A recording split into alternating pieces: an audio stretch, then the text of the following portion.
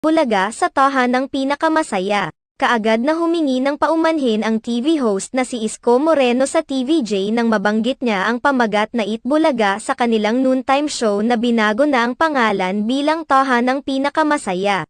Habang pinopromote ni na Isko Moreno at Buboy Villar ang kanilang segment na G sa Gedli, aksidenteng nabanggit ni Isko Moreno ang pamagat na Itbulaga na katumbas naging titulo rin sa kanilang show sa loob ng ilang buwan, na ngayon ay ginagamit na ng TVJ. Ayon pa kay Isko Moreno na tao lamang siya at nagkakamali rin. Ipinahayag naman ni Buboy Villar na masasanay rin sila sa kanilang bagong pamagat ng kanilang show.